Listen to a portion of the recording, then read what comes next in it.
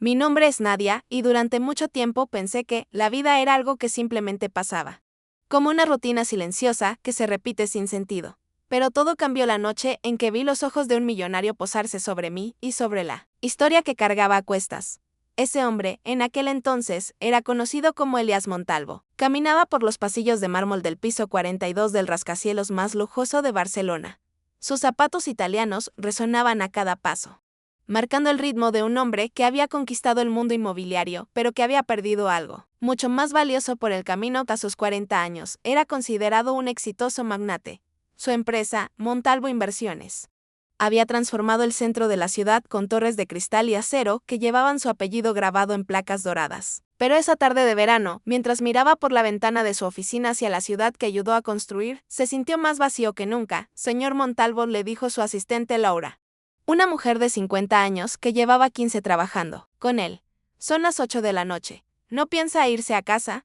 Él no apartó la mirada del paisaje urbano. Allá abajo, las luces comenzaban a encenderse como pequeñas estrellas. La gente regresaba a sus hogares, a sus familias, a sus vidas reales. Pero él no tenía prisa por llegar a ninguna parte. ¿Puedes irte?, Laura respondió sin mirarla. Perdone que me meta, pero lleva trabajando 14 horas seguidas. Debería descansar, comer algo. Finalmente, Elías se giró hacia ella. La había visto crecer profesionalmente desde joven, cuando apenas era una secretaria con más sueños que recursos. Ahora lo miraba con una expresión maternal que, aunque a veces lo incomodaba, también le recordaba que alguien aún se preocupaba por él. Estoy bien. De verdad. Pero ambos sabían que no lo estaba. Desde que decidió poner su carrera por encima de cualquier relación personal, su vida se convirtió en un desfile de mujeres interesadas en su cuenta bancaria y amigos que se cansaron de ser cancelados a último minuto. Incluso su familia había dejado de invitarlo a reuniones. Laura suspiró y recogió su bolso. Al menos salga a cenar a un sitio decente. No se quede aquí toda la noche otra vez. Cuando se quedó solo, Elías se sirvió un whisky y volvió a mirar por la ventana. No tenía hambre. No tenía ganas de visitar uno de esos restaurantes caros donde todos lo trataban como a un rey, pero donde se sentía como un extraño dentro de su propia vida. El estómago le rugió. Traicionando sus pensamientos, agarró su chaqueta, apagó las luces de la oficina y decidió que tal vez Laura tenía razón. Necesitaba salir de allí. En el estacionamiento, al ver su Mercedes negro, algo lo detuvo. No quería ir a sus lugares habituales. No quería oír las mismas conversaciones vacías sobre dinero y poder. Sin pensarlo demasiado, subió al auto y comenzó a conducir sin rumbo. La lluvia empezó a caer suavemente sobre el parabrisas. Era una de esas lluvias persistentes pero pacíficas de octubre. Condujo por calles que no recorría hace años, alejándose del distrito financiero y adentrándose en barrios más antiguos. Fue entonces cuando lo vio. Un pequeño letrero de neón que decía comidas caseras Doña Tere. Era un restaurante sencillo, de esos que mi madre solía llamar lugares con alma. Las ventanas estaban empañadas por el vapor de la cocina, pero adentro se veía movimiento.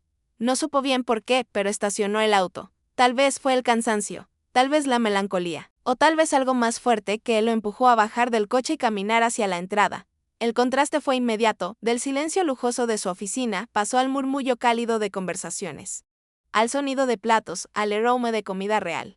Una señora mayor, seguramente Doña Tere, se acercó con una sonrisa cálida. Buenas noches, joven. ¿Mesa para uno? Sí, por favor. Lo llevó a una mesa junto a la ventana. Elías se sentó y, por primera vez en mucho tiempo, realmente observó. A su alrededor, familias cenando juntas, parejas compartiendo postres, trabajadores relajándose tras una larga jornada. Era vida real. Sin pretensiones, pidió pozole y tortillas hechas a mano. Cuando probó la comida, tuvo que admitir que hacía años no sentía algo tan auténtico. Estaba tan concentrado en el sabor que no notó a la figura pequeña que se acercaba a su mesa, hasta que una voz suave rompió el momento. Disculpe, señor, ¿puedo comer las sobras? Levantó la mirada. Me miró. Ahí estaba yo, con el cabello recogido en una coleta, ropa sencilla pero limpia, cargando a mi hijo Carlitos de 3 años en brazos. Elías vio en mis ojos una tristeza profunda y hambre, una dignidad quebrada, una humillación luchando contra la desesperanza. El niño miraba su plato con una intensidad que partía el alma. El mundo se detuvo por un instante. Él, que había donado millones a fundaciones benéficas y leído estadísticas sobre pobreza, nunca había tenido la necesidad cara a cara, humana, real. Intentó decir algo, pero se le atoraron las palabras. Yo interpreté su silencio como rechazo y me di la vuelta, susurrando, perdón por molestarlo, señor. no volverá a pasar de espere. Se levantó tan rápido que casi tiró la silla. Por favor, no se vaya. Me detuve, pero no me volví. Mis hombros temblaban. No sabía si era por frío, vergüenza o simplemente agotamiento. ¿Cómo se llama?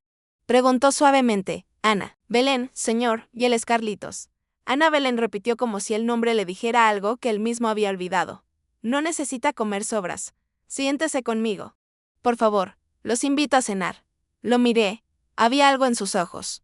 No, era lástima. Tampoco esa mirada calculadora que conocía bien. Era algo más humano, dudé. Quería rechazarlo. Pero el hambre de Carlitos era más fuerte que mi orgullo. Está bien, susurré, pero solo por él. Y ese fue el comienzo de todo. Elías hizo una seña a doña Tere, quien se acercó con curiosidad apenas disimulada. Doña Tere, ¿podría traer más pozole, por favor? Y algo suave para el niño, por supuesto. Joven, respondió ella con una sonrisa que le iluminó el rostro. Traigo caldito de pollo para el pequeñito y toties bien calientitas. Mientras esperábamos la comida, se instaló un silencio incómodo entre nosotros. Elías parecía no saber cómo comenzar una conversación. En su mundo, las palabras eran herramientas de negocio. Pero esto era distinto. Esto era real. ¿De dónde son? Preguntó finalmente. Había sentado a Carlitos en mis piernas y lo mecía suavemente. De aquí, de la ciudad, respondí. Vivimos cerca en una zona humilde. Hice una pausa. No por vergüenza, sino por dolor. Soy licenciada en educación, o al menos lo era. Trabajaba en una escuela primaria en el barrio de Gracia. Pero cuando nació Carlitos, todo cambió. Elías notó que ese era un tema delicado, pero necesitaba entender, y su padre. No existe el corte tajante, biológicamente sí, pero para nosotros, no. Cuando supe que estaba embarazada, me dijo que no estaba listo para ser padre, que tenía otros planes. Me ofreció dinero y se fue. La amargura en mi voz era imposible de ocultar. Elías bajó la mirada, como si le hablara de él mismo. Justo entonces, doña Tere volvió con una bandeja, pozole para mí, caldito de pollo. Para Carlitos, tortillas recién hechas y hasta un vaso de leche tibia. Aquí tienen. Mis niños, dijo con ternura, y no se preocupen por nada. Miré la comida como si fuera un milagro.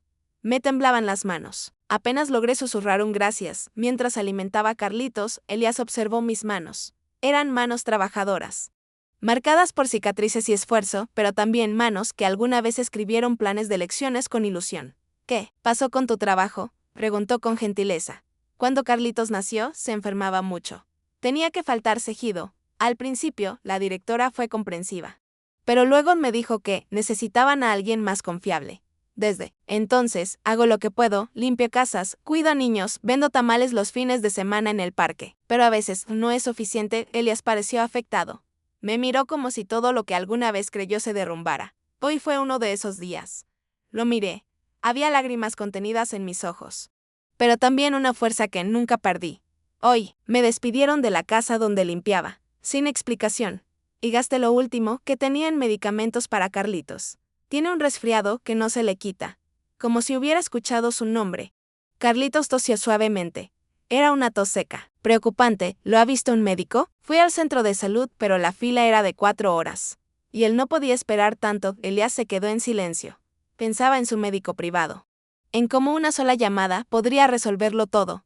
Señor Elías, le dije mientras limpiaba la boca de Carlitos con una servilleta. No sé por qué está siendo tan amable conmigo, pero quiero que sepa que no soy una persona que se aprovecha de los demás.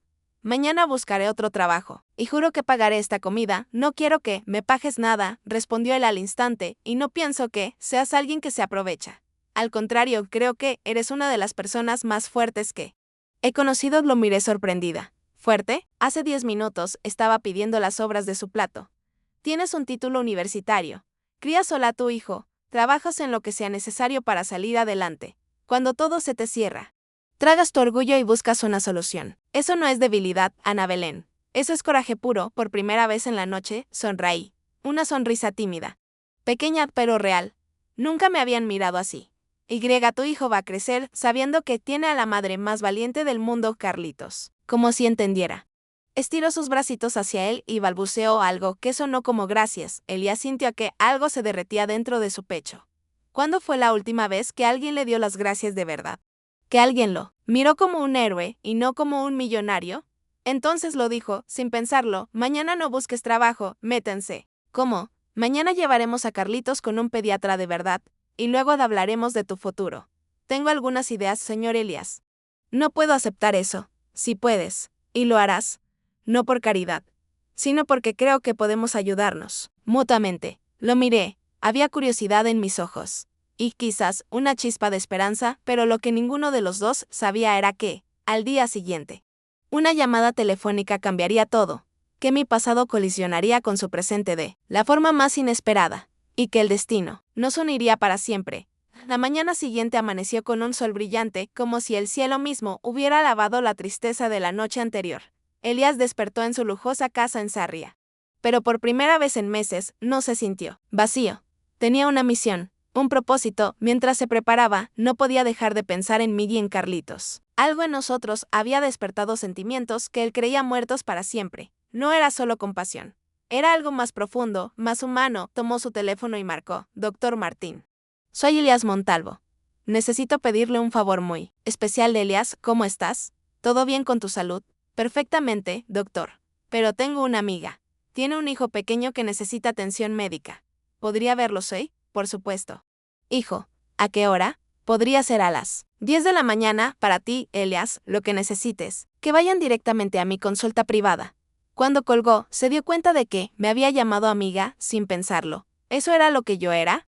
¿O ya era algo más? Se vistió con ropa más informal que de costumbre, subió al coche y condujo hacia la dirección que le había dado la noche anterior. Era una zona vieja, pero digna, en el corazón de la ciudad. Al llegar, varios vecinos se asomaban por las ventanas, curiosos al ver un Mercedes negro estacionado frente al edificio. Subió al segundo piso y tocó la puerta del 8. Yo abrí casi de inmediato. Como si hubiera estado esperando, tras la puerta llevaba un vestido azul sencillo, limpio. Había algo distinto en mi postura. Parecía menos derrotada que la noche anterior. Buenos días, Elías, dije suavemente. No estaba segura de que vendrías. Te dije que vendría, respondió él, y sonó tan natural al decir mi nombre, que me estremecí un poco. ¿Cómo está Carlitos? Mejor. Gracias, durmió toda la noche. Creo que la comida caliente le hizo bien. Elías miró por encima de mi hombro. Vio el pequeño departamento, modesto, pero impecablemente limpio, en una esquina. Dibujos infantiles colgados en la pared y un altar con flores frescas. ¿Listos para ir al doctor? Anoche estuve pensando en lo que me dijiste, y tienes razón. Carlitos necesita atención médica. Y yo necesito aceptar ayuda. Pero quiero que sepas algo, esto no va a ser gratis para ti. Encontraré la forma de pagarlo. Él sonrió. Admiraba mi determinación. Ya hablaremos de eso después. Ahora, vamos con el doctor Martín. La consulta del doctor era todo lo opuesto. Al centro de salud público, elegante, silenciosa, con aire acondicionado y revistas actualizadas en la sala de espera. Yo lo observaba todo con ojos grandes, impresionada. Pero tratando de no demostrarlo, el doctor Martín era uno de esos médicos de la vieja escuela que realmente se preocupan. Examinó a Carlitos con paciencia, hablándole en voz suave, mientras lo revisaba. No es más que un resfriado común, dijo finalmente, pero el niño está algo desnutrido. Nada grave, pero necesita vitaminas y una dieta más rica en proteínas. Bajé la mirada, avergonzada. Doctor, hago lo que puedo. Pero a veces, no se preocupe, me interrumpió con gentileza, no la estoy juzgando. Sé que hace todo lo posible por su hijo. Solo le doy recomendaciones médicas. Después de la consulta, mientras esperábamos la receta, me volví hacia Elías. ¿Cuánto le debo al doctor? Nada. Ya está pagado, Elías. ¿Acepta que te lo devuelva? Por favor, suspiré. Asentí. Pero sé que, él notó que, mi mente estaba calculando cómo pagarlo. Decidimos sentarnos en un café cercano, mientras Carlitos jugaba con unos cubos de colores que el doctor le había regalado. Elías y yo hablamos. Anoche dijiste que eras licenciada en educación. ¿Siempre quisiste ser maestra? Mis ojos se iluminaron por primera vez desde hacía mucho desde niña. Mi madre también era maestra. Decía que enseñar era la profesión más noble porque forma el futuro. ¿Tu madre aún vive? Mi expresión se nubló. No. Murió cuando Carlitos tenía 6 meses. Cáncer. Fue muy rápido. Lo siento mucho, ella era mi única familia. Mi padre nos abandonó cuando yo tenía 10 años. Mi madre trabajó día y noche para que pudiera estudiar la universidad. Elías sintió una punzada en el pecho. Él lo había tenido todo. Todas las oportunidades. Y no las valoró. Yo, en cambio, había luchado por cada logro. Debió estar muy orgullosa de ti, lo estaba, respondí, con una sonrisa triste. El día que me gradué. Lloró de felicidad. Dijo que todo había valido la pena. Que ahora yo podía dar a mis hijos lo que ella me dio. Educación y valores. Y el padre de Carlitos. Jugué con mi taza antes de responder. Su Llama Rodrigo. Era arquitecto. Trabajábamos juntos en la escuela donde yo enseñaba. Íbamos a casarnos. Pensé que era el amor de mi vida. ¿Qué pasó? Cuando le dije que estaba embarazada, cambió. Dijo que no podía arruinar su carrera por un error, que era demasiado joven para ser padre. Me ofreció dinero, y desapareció. Elías apretó los dientes. Sentía una rabia que no comprendía del todo hacia un hombre que nunca conoció. Y nunca más supiste de él. Una vez, cuando Carlitos tenía 1 año, se apareció en mi trabajo. Tenía un coche nuevo, ropa cara.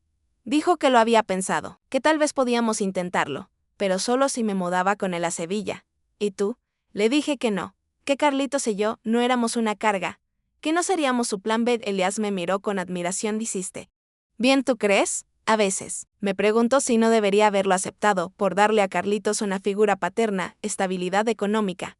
Mírame, dijo Elías, tomando mi mano sobre la mesa. Carlitos tiene a la mejor madre del mundo.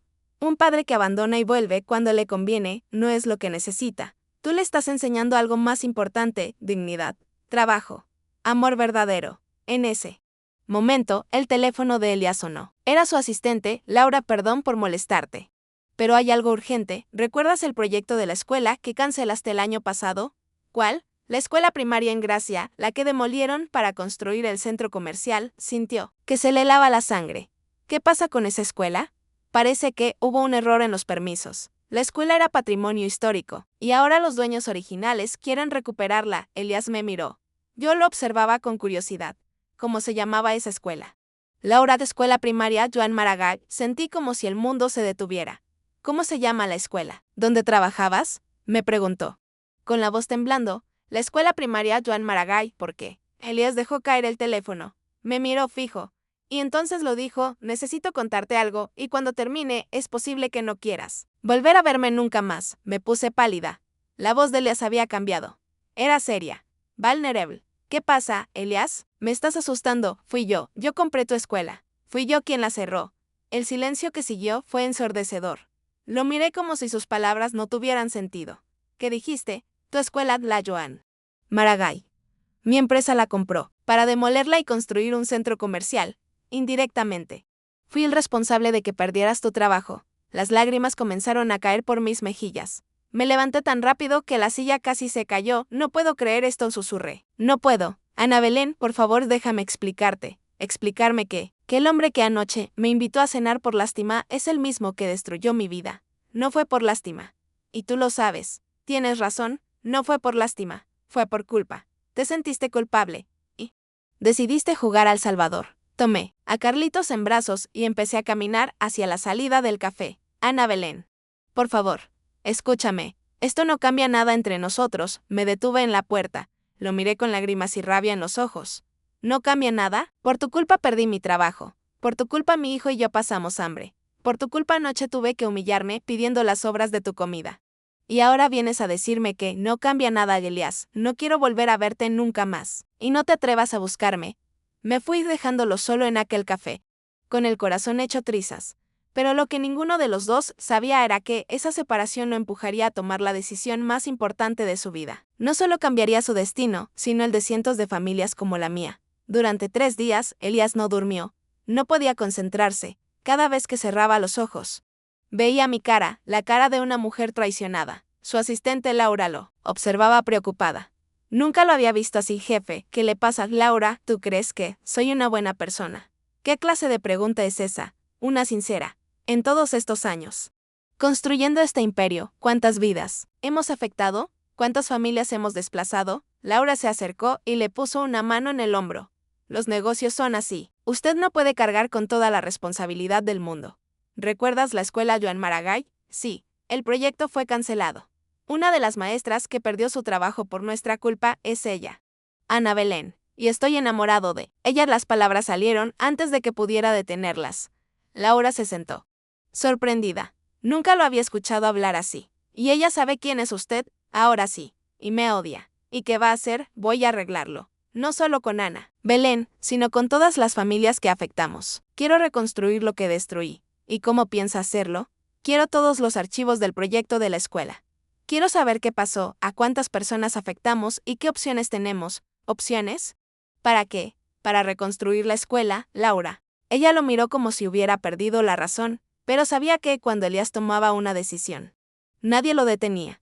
Esa misma tarde tenía toda la información sobre su escritorio. La escuela primaria Joan Maragall había sido fundada en 1945. Durante 75 años había educado a miles de niños. Cuando su empresa la compró, 23 maestros y empleados administrativos perdieron su fuente de trabajo. Había reportajes de prensa, entrevistas con padres desesperados, con niños que ahora debían caminar kilómetros hasta otra escuela, con maestros que no habían conseguido volver a trabajar. Una entrevista en particular le partió el alma. Era conmigo. Había sido realizada 3 meses después del cierre. Esta escuela era más que un trabajo para mí, decía el periodista, era mi casa, mi familia. Aquí aprendí a ser maestra.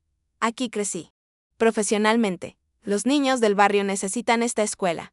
Muchos no pueden pagar colegios privados. Algunos han dejado de estudiar. El periodista me preguntó qué mensaje tenía para los empresarios responsables. Miré a la cámara y dije, detrás de cada edificio que derriban hay historias, hay vidas, hay sueños. No somos solo números en un informe financiero. Somos personas. Elías tuvo que dejar de leer. Sentía cada palabra como una daga en el pecho. Pero también sintió algo más, claridad. Y propósito. Llamó a su abogado. Licenciado, soy Elías Montalvo. Necesito que investigue algo. ¿Es posible revertir la compra de la escuela Joan Maragall? Técnicamente. Sí, podrías venderla de nuevo al gobierno o donarla. Pero perderías millones. ¿Cuánto tiempo tardaríamos? Semanas. Si estás dispuesto a absorber las pérdidas económicas, hágalo. Quiero que esa escuela vuelva a abrir, y que lo haga cuanto antes. ¿Estás seguro, Elías? Más que nunca, colgó. Y comenzó a planear algo más grande. 2 días después, su plan estaba completo. No solo devolvería la escuela al gobierno, sino que financiaría completamente su renovación, nuevas aulas, biblioteca, comedor escolar, laboratorios, área de juegos. Además, crearía un fondo para las familias del barrio, para que ningún niño dejara de estudiar por falta de recursos. Y lo más importante, quería que yo fuera la nueva directora de la escuela. El problema era que yo no quería verlo. Había ido 3 veces a mi edificio. No abrí. Me envió flores, cartas. No respondí. Fue Laura quien le dio la idea. ¿Y si no habla con ella directamente? ¿Y si habla con alguien que la conozca? Doña Tere. Esa misma noche, volvió al restaurante. Buenas noches, joven, dijo la señora. ¿Mesa para uno otra vez? Doña Tere. Necesito hablar con usted. Es sobre Ana Belén. La señora cruzó los brazos. Con que tú eres Elías. Ana vino aquí llorando hace 3 días. Me contó todo, doña Tere. Cometí errores, pero quiero arreglarlos. No con dinero, con hechos, con justicia. ¿Y por qué? Estoy enamorado de ella. Ella me estudió. Luego suspiró. Siéntate. Joven, creo que tenemos que hablar. Durante 1 hora, Elías le contó todo. Sus planes, sus intenciones, sus sentimientos. Y yo, sin saberlo, me estaba volviendo parte de algo que jamás habría imaginado. Esa mujer me cambió la vida en una noche, le dijo. Me mostró lo que realmente importa. Doña Tere sonrió por primera vez. Ana viene todas las noches, a las 8. Si quieres hablar con ella, ven tú también. Pero no intentes impresionarla. Ella no se rinde por palabras. Solo cree en acciones. La noche siguiente, a las 7:45. Elías estaba en el restaurante. Llevaba en su maletín todos los documentos, la escritura devolviendo la escuela al gobierno, los contratos de renovación, la creación del Fondo Social y, sobre todo, las palabras que había ensayado 1000 veces para decirme. Doña Tere le señaló una mesa discreta. A las 8 en punto, entré con Carlitos en brazos. No lo vi, me senté en mi mesa habitual. Estaba agotada. Triste, lo de siempre. Mi niña, sí, pero solo una porción hoy. No tengo mucho dinero. Elías escuchó eso y sintió como el corazón se le rompía. Doña Tere asintió y se fue a la cocina. Pero al pasar por Elías, le dijo, ahora o nunca. Él se levantó lentamente y caminó hacia mi mesa. Yo estaba jugando con Carlitos. Vi sus zapatos y lo supe. Levanté la mirada. ¿Qué haces aquí? Solo dame 5 minutos. Si después quieres que me vaya, me iré. Carlitos estiró sus brazos hacia él. Toño, ni siquiera el tea.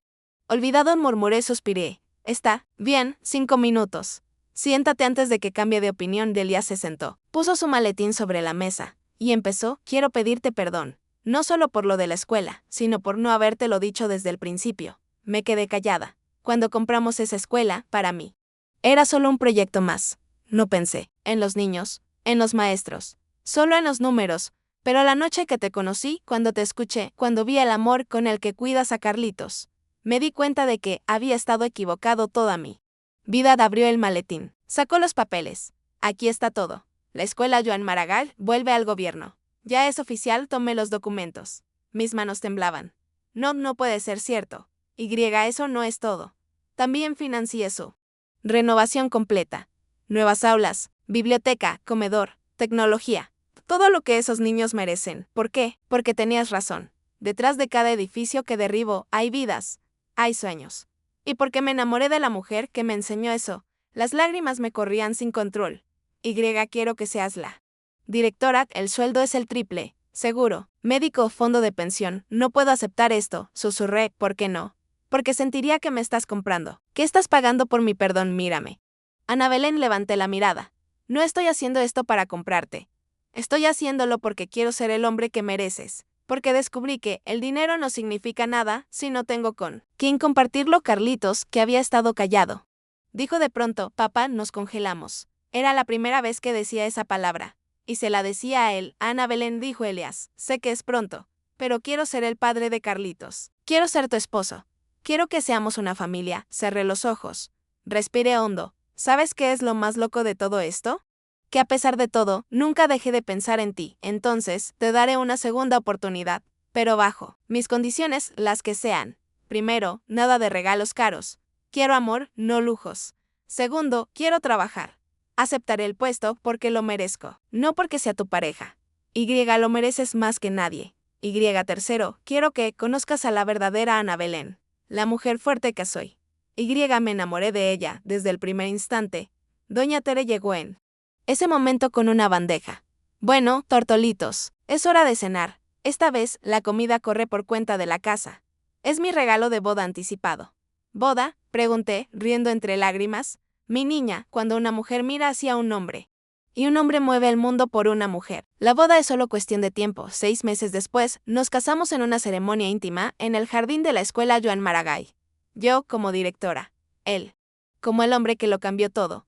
Ahora dedicamos nuestras vidas a la educación y a las comunidades olvidadas. Y cada día, cuando Carlitos corre por los pasillos de su escuela, gritando mami, papi, sé que todo comenzó con una simple pregunta, ¿puedo comer las sobras?